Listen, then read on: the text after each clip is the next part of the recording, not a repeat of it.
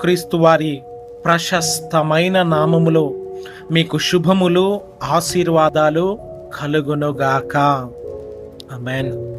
ఈ యొక్క క్రిస్మస్ దినాలలో ఉంటూ ఉండగా క్రీస్తు ప్రభువు మీ హృదయములో జన్మించి నివసించున్నట్లు పాపక్షమాపణ నిమిత్తము మారు మనస్సు పొంది క్రిస్మస్ రక్షణ ఆనందము సంపూర్ణముగా మీరు అనుభవించుదురుగాక. ఆమేన్. ఆమేన్. ఈ రోజున దేవుడు మనల్ని ప్రేమించి మనకు అనుగ్రహిస్తున్న రక్షణ వాక్యము యోహాను సువార్త 3వ అధ్యాయము 16వ వాక్యము.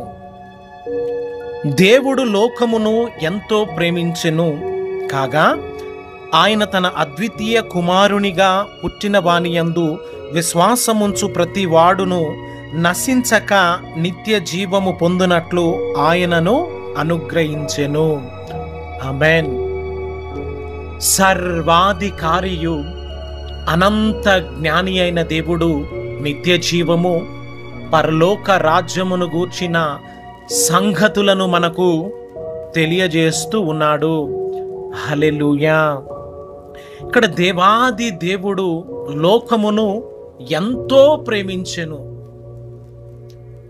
నీవెంత ప్రేమించావు ప్రభువా అని మనం అడిగినట్లయితే, ఇదిగో నా చేతుల్లోనూ కాళ్ళల్లోనూ మేకులు బిగించుకొని నశించిపోతున్న నిన్ను, మరి జన్మ కర్మ పాపముల చేత నిత్య నరకాగ్నికి దిగిపోయి ఉంటున్న ఈ యొక్క సర్వ మానవాళి నిమిత్తము నేను మరణించుటకు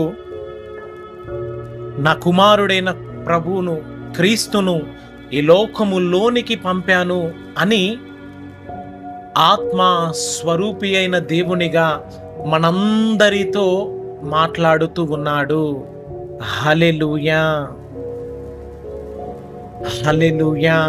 ఈ రోజున ఈ యొక్క సత్యమును, దేవాది దేవుని యొక్క సత్య సువార్తను వింటున్న నీవు మరి నిన్నెంతగానో ప్రేమించి తన అద్వితీయ కుమారుడిగా పుట్టిన ప్రభువైన యేసునందు నీవు విశ్వాసముంచి దేవుని చేత నీవు కనికరించబడి దేవాది దేవుని యొక్క నిత్య జీవములోనికి, నిత్య రాజ్యములోనికి నీవు నడిపించబడుదువుగాక.